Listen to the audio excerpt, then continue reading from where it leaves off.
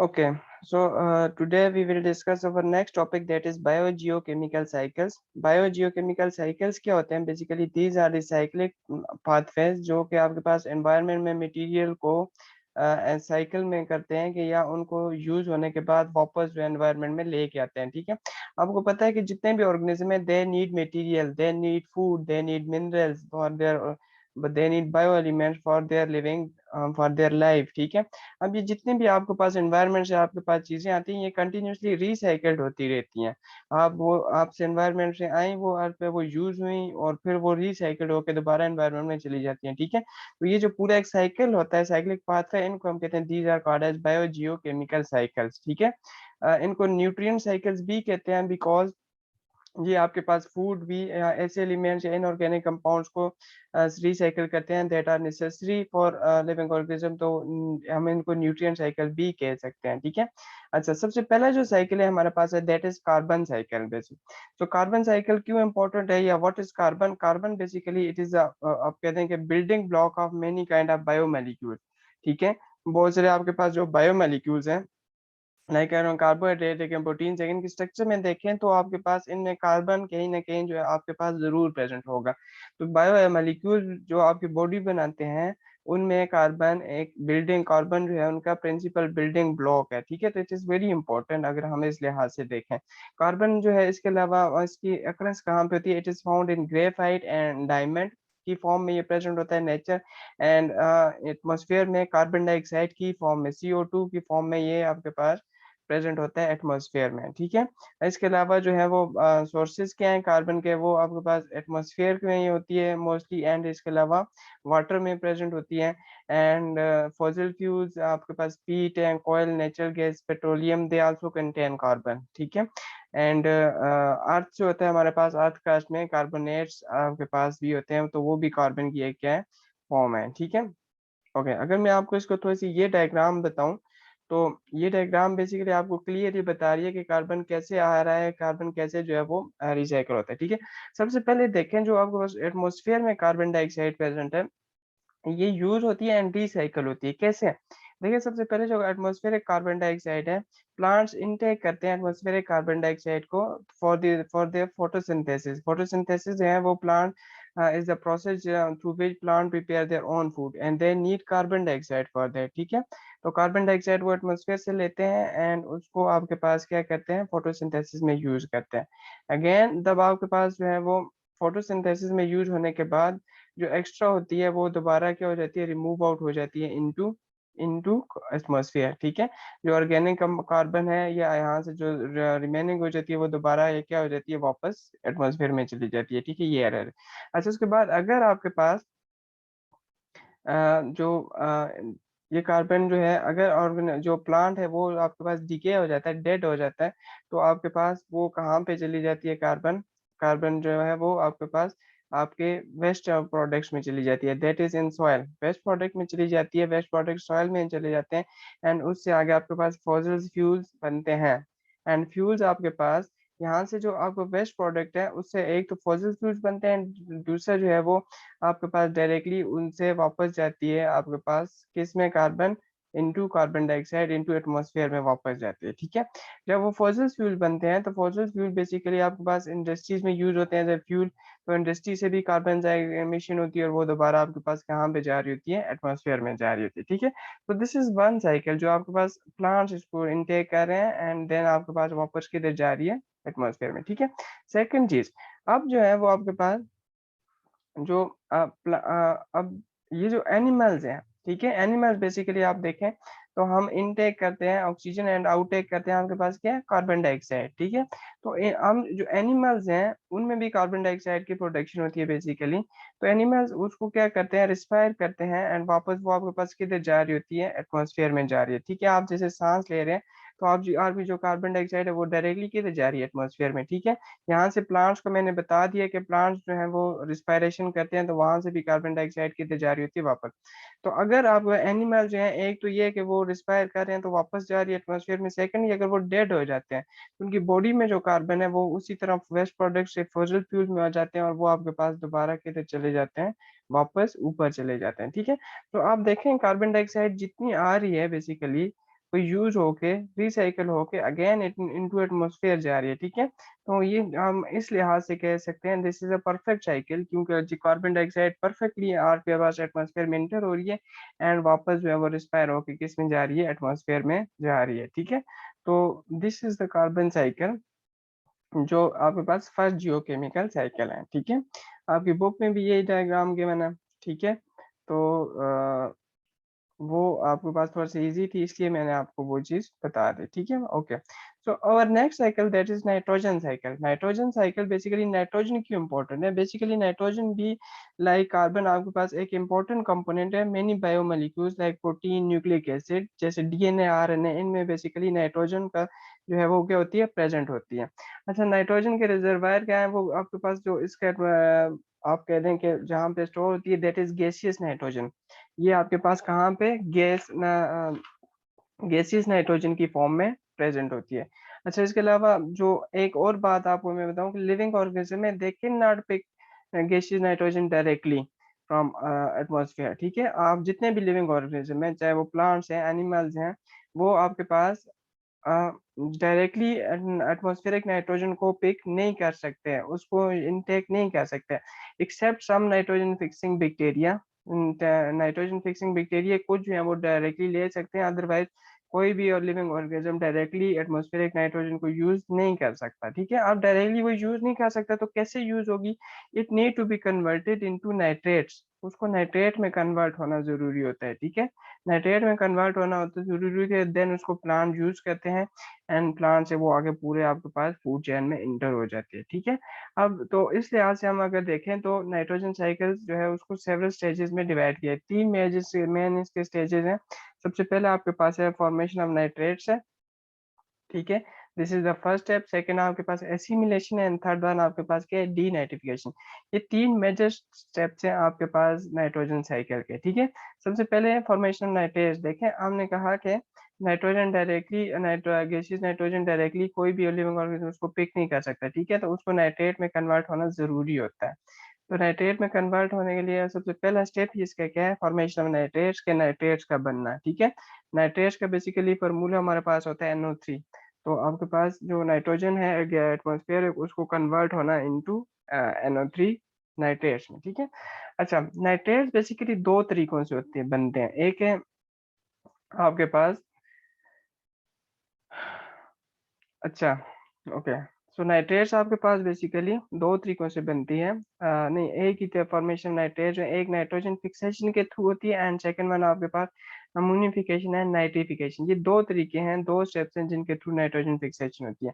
Nitrogen fixation हम देखें तो नाइट्रेट्स की फॉर्मेशन होती है। नाइट्रोजन फिक्सेशन देखें, this is the first method of formation nitrate.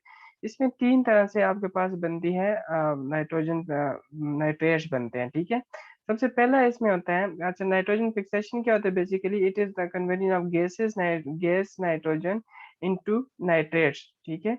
कि जो एटमॉस्फेरिक नाइट्रोजन है वो गैस की फॉर्म में प्रेजेंट होती है, उसका नाइट्रेट में कन्वर्ट होना हम कहते हैं this is called as nitrogen fixation. ये आपके पास तीन तरीकों से होती है। सबसे पहले आपके पास ये होता है कि एटमॉस्फेरिक गैसेस नाइट्रोजन। अब इसमें क्या होता है एटमॉस्फेरिक नाइट्रोजन फिक्सेशन, इसमें क्या होता है कि जो थंडर स्टॉर्म एंड लाइटनिंग है, जब आपके पास एटमॉस्फेयर में थंडरस्टॉर्म या लाइटनिंग होती है, they convert atmospheric gases nitrogen into oxides of nitrogen, ठीक है। वो क्या बना देते हैं कि गैसेस जो एटमॉस्फेरिक गैसेस नाइट्रोजन है उसको कन्वर्ट कर देते हैं ऑक्साइड्स में, ऑक्साइड्स ऑफ नाइट्रोजन में, ठीक है। ऑक्साइड्स बेसिकली आपके पास क्या हो जाते हैं कि आपके पास जो HNO3 होती है, ठीक है, वो आपके पास क्या होते हैं, गैसियस नाइट्रोजन आपके पास नहीं, सॉरी, नाइट ऑक्साइड में मीन उसके साथ क्या हो जाती है, ऑक्सीजन ऐड हो जाती है, ठीक है। तो ऑक्साइड में बना देते हैं, देन आपके पास क्या होता है कि वो ऑक्साइड डिजोल्व होते हैं into water and they form nitrous acid and क्या बनाते हैं, नाइट्रिक एसिड। नाइट्रस एसिड जो होता है हमारे पास that is HNO2 and nitric acid क्या होता है, HNO3, ठीक है। तो जो एटमॉस्फेरिक गैसेज नाइट्रोजन है वो पहले ऑक्साइड्स में कन्वर्ट होती है, मीन उसमें ऑक्सीजन ऐड हो जाती है एंड देन उसके पास आप वाटर में डिजोल्व होकर nitrous acid and nitric acid बनाते हैं, ठीक है। देन दीज एसिड जो है वो आपके कंबाइन इन टर्न, आपके पास बाकी जो कंबाइन होते हैं with salts and produce nitrates, salt में मिल के आपके पास ये क्या बना देते हैं, नाइट्रेट बना देते हैं, ठीक है। तो इस तरह आपके पास ये नाइट्रेट बनता है, हम इसे कह रहे हैं this is called as atmospheric nitrogen fixation. This is the first method of nitrogen fixation. Second method जो है that is biological nitrogen fixation. हमने ऊपर भी कहा कि देयर आर सम बैक्टीरिया जो डायरेक्टली इनटेक करते हैं एटमॉस्फेरिक नाइट्रोजन को, नाइट्रोजन फिक्सिंग बैक्टीरिया। उनमें ये एबिलिटी होती है कि वो गैसीय नाइट्रोजन को कन्वर्ट कर देते हैं इनटू नाइट्रेट्स में, ठीक है। एंड वो आपके पास उनको हम कहते हैं this is called as biological nitrogen fixation. इनमें से बहुत सारे नाइट्रोजन फिक्सिंग बैक्टीरिया जो live symbio as a symbiotes के तौर पर रहते हैं। सिम्बियोट्स मीन वो किसी दूसरे प्लांट्स के साथ एज ए म्यूचुअल रिलेशनशिप के तौर पर रहते हैं, या फ्री लिविंग होते हैं, इंडिपेंडेंट रहते हैं, ठीक है। तो ये फ्री लिविंग या सिम्बियोट्स दोनों होते हैं। लेकिन ये नाइट्रोजन फिक्सिंग बैक्टीरिया क्या करते हैं, डायरेक्टली जैसे नाइट्रोजन को लेके नाइट्रेट में कन्वर्ट कर देते हैं, ठीक है। So this is biological nitrogen fixation. Third thing जो आपके पास है that is industrial nitrogen fixation. ये आपके पास इंडस्ट्रीज में भी नाइट्रोजन को फिक्स किया जाता है, कन्वर्ट किया जाता है इनटू नाइट्रेट में।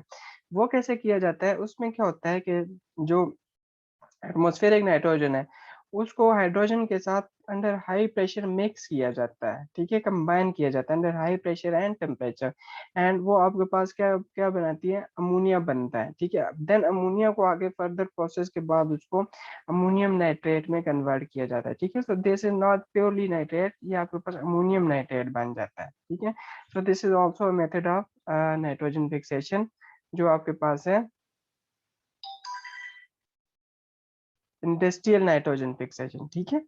ओके, तो उसके बाद आपके पास नेक्स्ट मेथड है नाइट्रोजन फिक्सेशन का, that is ammonification and nitrification. This is the second method of formation of nitrates, ठीक है। अमोनिफिकेशन क्या है, ammonification is actually the breaking down of proteins of dead organic organism and nitrogenous waste into ammonia, ठीक है। आपके पास जो dead organisms होते हैं एंड उनका जो आपके पास प्रोटीन्स होती हैं या नाइट्रोजनियस वेस्ट होते हैं, ठीक है, लाइक यूरिया, यूरिक एसिड है, उसका अमोनिया में कन्वर्ट होना हम कहते हैं this is called as ammonification, ठीक है। एंड ये कौन करता है, आपके पास जो डेड ऑर्गेनिज्म उनकी प्रोटीन को अमोनिया में कन्वर्ट वो कौन करता है, अमोनिफाइंग बैक्टीरिया, ठीक है। बैक्टीरिया अमोनिफाइंग होते हैं, वो कन्वर्ट करते हैं।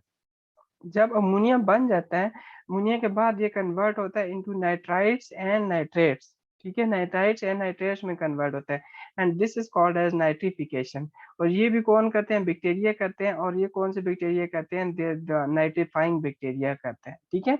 अच्छा, सबसे पहले जैसे आपके पास है अमोनिया बनाना, मीन के डेड ऑर्गेनिज्म की प्रोटीन नाइट्रोजनियस बेस से अमोनिया में कन्वर्ट करना, वो आपके पास है कन्वर्ट करना। अमोनिया जो है वो आपके पास नाइट्राइट्स में कन्वर्ट करते हैं, और वो कौन करता है, नाइट्रोसोमोनास करते हैं, and this is a bacteria. And then nitrite से आपके पास नाइट्रेट्स बनते हैं, ये कौन करता है, हमारे पास नाइट्रोबैक्टर करते हैं, ठीक है।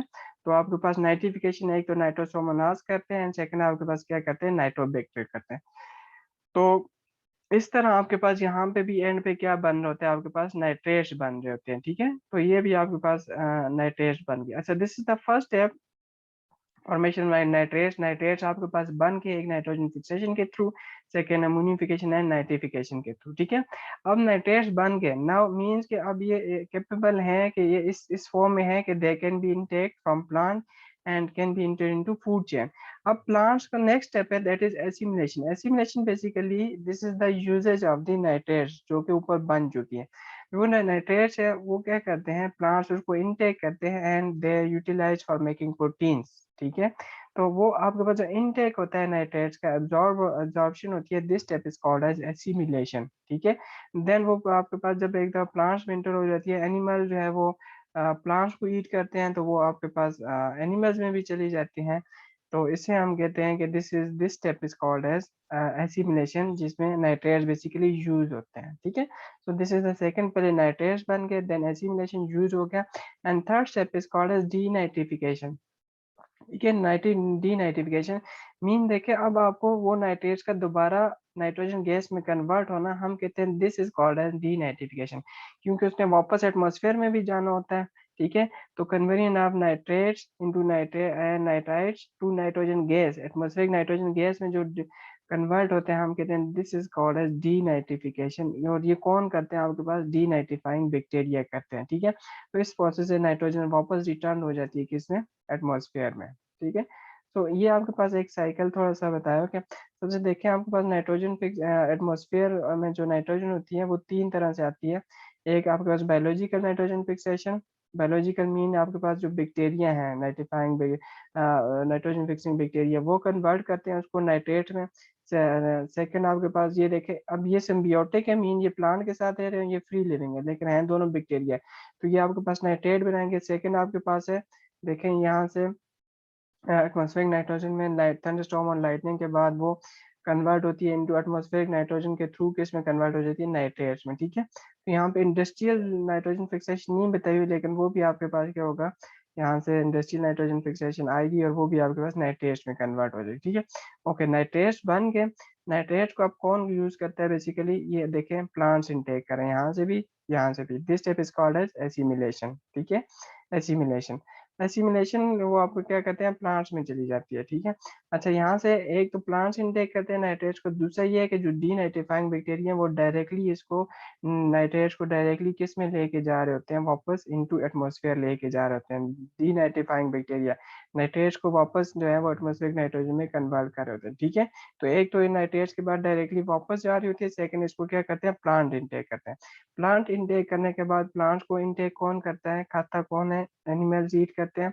एनिमल ईट करने के बाद सेकंड चीज यहाँ से होता है, या एक तो प्लांट्स या तो डेड हो जाएंगे या उनको एनिमल ईट करेंगे। अगर एनिमल ईट करते हैं तो वो यहाँ पे आ जाएगा, तो अगर वो खुद डेड हो जाते हैं तो वो आपके पास क्या हो जाएंगे, डीकम्पोज हो जाएंगे। ठीक है, इसी तरह अगर एनिमल आपको ईट करते हैं, प्लांट्स को ईट करते हैं, तो जो एनिमल की डेथ होती है तो वो भी आपके पास कहाँ पे आ जाता है, डीकम्पोजर्स में आ जाता है। देन डीकम्पोजर्स आपके पास जो डेड ऑर्गेनिक मैटर है वो आगे आपके पास अमोनिफिकेशन एंड नाइट्रिफिकेशन के थ्रू हो जाए। ठीक है, डिकम्पोजर जो है वो सबसे पहले अमोनिया बनता है थ्रू अमोनिफाइंग बैक्टीरिया, देन अमोनिया से आपके पास नाइट्राइट्स, एंड देन आपके पास क्या बनते हैं, नाइट्रेट्स बनते हैं थ्रू नाइट्रीफाइंग बैक्टीरिया। ठीक है, तो नाइट्रेट्स बन के नाइट्रेट्स के बाद वो अगेन वही इसको या तो प्लांट इनटेक करेंगे या डीनाइट्रीफाइंग बैक्टीरिया डायरेक्टली उसको एटमॉस्फेयर में लेके जाएंगे। ठीक है, so this is nitrogen cycle, कि आप देखें एक तरफ से आ रही है और वापस यूज होके इनटू एटमॉस्फेयर जा रही है।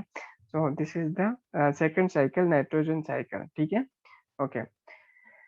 उसके बाद हमारा नेक्स्ट टॉपिक है that is interactions in ecosystem. अगर यहाँ तक किसी का कोई क्वेश्चन है रिलेटेड टू दीज टू जो हमने बायो जियोकेमिकल साइकिल्स पढ़े हैं, तो वो हैंड रेज करके पूछ सकता है question.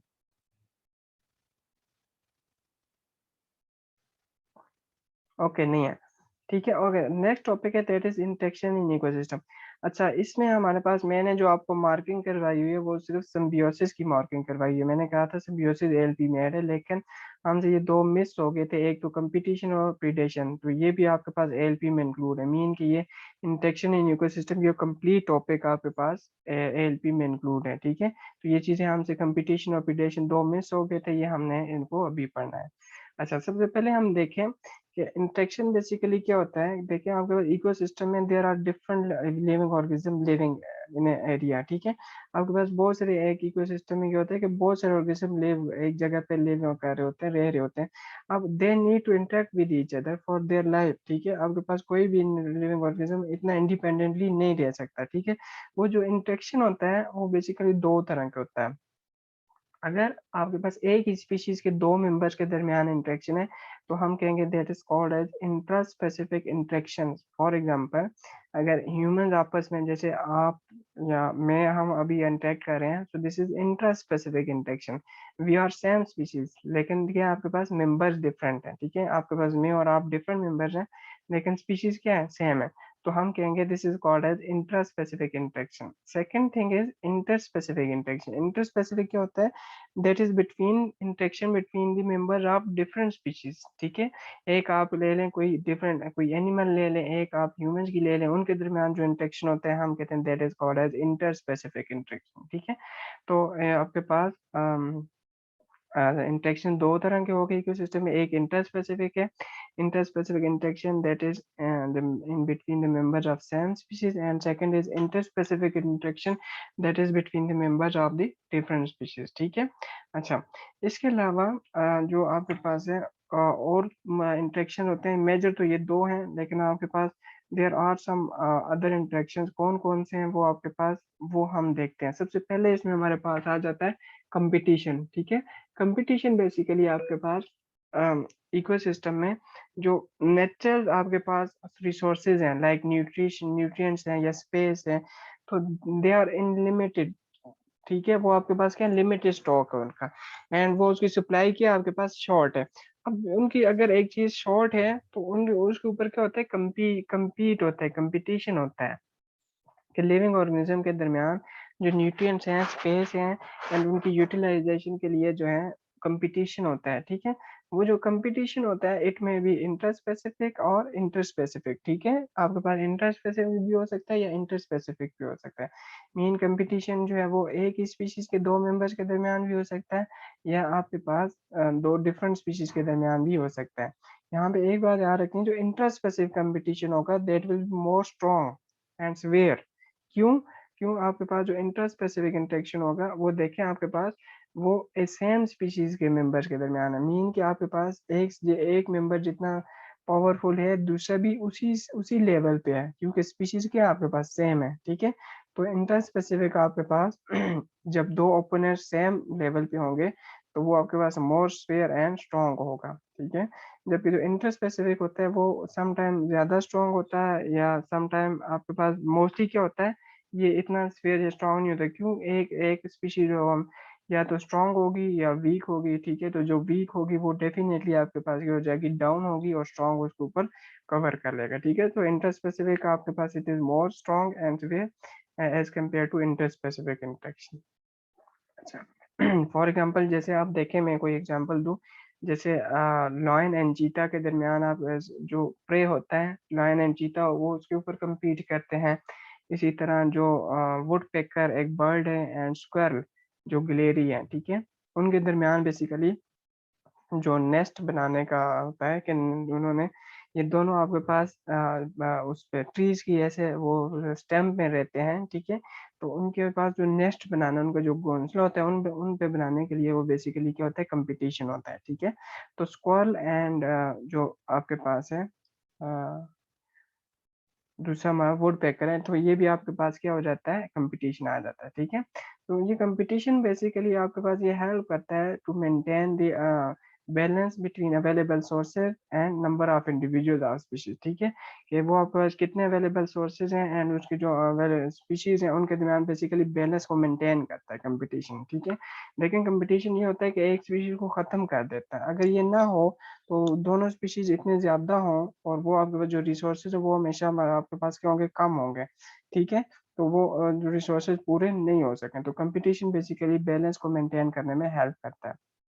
So this is the first type of interaction in ecosystem. Second type है that is predation. Predation जो है वो आपको नाम से जाहिर होगा कि शिकार करना। ठीक है, अब ये क्या होता है कि it is always between the animals of the two different species। ठीक है, या एनिमल्स और प्लांट के दरमियान भी हो सकता है। इसमें होता ये है कि एक प्रीडेटर होता है, एक ऑर्गेनिज्म जो आपके पास किल करता है, अटैक करता है, एंड दूसरा जो ऑर्गेनिज्म होता है that is called as prey, जिसके ऊपर जिसको किल किया जाता है या जिसको एज अ फूड के तौर पर यूज किया जाता है। ठीक है, तो प्रीडेटर हमेशा आपके पास स्ट्रॉन्ग होता है और प्रे आपका वीक होता है। कुछ एक्सेप्शनल केसेस हैं, और प्रीडेटर क्या करता है, शिकार कर देता है प्रे का, और वो आपके पास एज अ फूड के तौर पर यूज कर देता है। ठीक है, फॉर एग्जाम्पल जैसे कॉर्निवोर है, जो मीट ईटिंग एनिमल है, वो सारे क्या करते हैं, प्रीडेटर्स हैं। ठीक है, जैसे फ्रॉग है वो मस्कीटो को ऊपर प्रे करती है, उसको खा लेते हैं। फॉक्स जो है वो रैबिट को प्रे करता है। ठीक है, अच्छा, कुछ ऐसी एग्जांपल्स भी हैं जहाँ पे प्रीडेटर खुद प्रे बन जाता है। ठीक है, बाय सेकंड प्रीडेटर, एंड आपके पास सेकंड प्रीडेटर जो है वो आपके पास थर्ड प्रीडेटर के थ्रू से वो आपके पास क्या बन जाता है, प्रे बन। फॉर एग्जांपल फ्रॉग है, फ्रॉग जो है वो फर्स्ट आपके पास प्रीडेटर है, मीन कि वो अगर इन मॉस्किटो को इनटेक करते हैं, तो सेकंड प्रीडेटर है दैट इज स्नेक। स्नेक आपके पास फ्रॉग को प्रे कर लेता है। ठीक है, फ्रॉग देते हैं प्रीडेटर थी, अब वो प्रे बन गया है। ठीक है, सेकंड प्रीडेटर। अब स्नेक जो है वो एज ए प्रीडेटर है, सेकंड प्रीडेटर है, लेकिन स्नेक जो है उनको अब बस ईगल प्रे कर लेता है। ठीक है, तो ईगल जो स्नेक प्रीडेटर था अब वो प्रे बन गया। तो जो फर्स्ट प्रीडेटर है पहले वो प्रीडेटर था, अब प्रे हो जाता है, एंड देन सेकंड आपका प्रीडेटर था वो क्या हो जाता है, प्रे हो जाता है। ठीक है, लेकिन आपके पास होता ही है कि प्रीडेटर जो है हमेशा वो स्ट्रॉन्ग होता है as compare to prey, prey हमेशा वीक होता है, एंड वो एज अ फूड के तौर पर यूज हो जाता है। ठीक है, इसी तरह प्लांट्स और एनिमल्स के दरमियान भी होता है प्रीडेटर और प्रे का। जैसे एनिमल्स हैं वो प्लांट को ईट करते हैं, तो दिस इज प्रीडेटर, प्रे का होता है हमारे पास।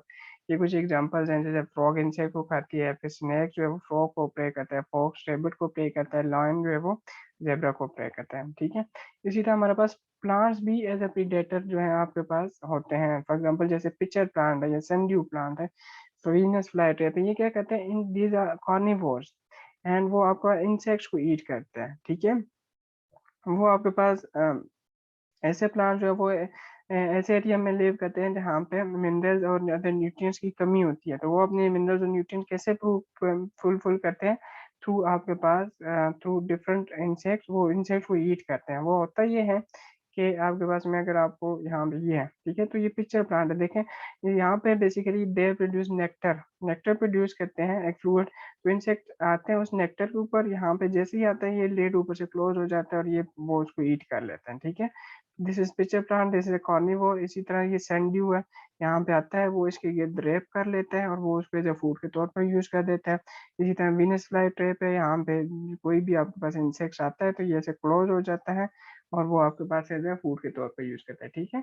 तो ये भी आपके पास प्लांट्स भी एज ए प्रीडेटर के तौर पर यूज होते हैं, ठीक है। ओके, सो जो प्रीडेशन होती है बेसिकली वो आपके पास प्रे जो पॉपुलेशन है उसको चेक रखती है, मेंटेन करती है इकोलॉजिकल बैलेंस के ऊपर। अगर देखें, अगर इंसेक्ट्स को फॉर एग्जांपल प्रे ना किया जाए, ये जो प्रे हैं उनको अगर आप प्रे ना करें, तो वो इंसेक्ट्स कितने ज्यादा हो जाए हमारे एनवायरनमेंट में, ठीक है। तो जो प्रीडेशन है और ये आपके पास इंटेक्शन है वो आप इकोलॉजिकल बैलेंस को मेंटेन करती है। एंड ह्यूमंस बेनिफिट जो है वो आपके पास इस इंटेक्शन से लेते हैं। जैसे आपके पास जो वीड्स या पेस्ट होते हैं, जो आपकी जो होते हैं, दीज आर उनको प्रे होना होता है तो वो आपके पास कंट्रोल करते हैं। वीज और जो है वो आपके पास वीज और पेस्ट के कंट्रोल जो है वो बेसिकली ह्यूमंस इसको इससे बेनिफिट उठाते हैं उनको कंट्रोल करने में, ठीक है। तो आपके पास जैसे वीज और पेस्ट हैं, तो उनको कंट्रोल करने के लिए वहां पे प्रीडेटर हम छोड़ देते हैं, तो वो आपके पास वीज या पेस्ट वगैरह है वो खत्म हो जाते हैं, ठीक है। तो इस तरह ह्यूमन जिनसे क्या करते हैं, बेनिफिट उठा लेते हैं, ठीक है। So this is the second type of interaction that is in ecosystem. इसके बाद थर्ड है वो आपके सिम्बियोसिस है, वो हम पहले पढ़ भी चुके हैं, तो वो हम इंशाल्लाह जैसे आगे इसको नेक्स्ट क्लास में डिस्कस करेंगे, ठीक है। तो अगर किसी का कोई क्वेश्चन है हमने जो आज पढ़ा है तो वो भी पूछ सकते हैं।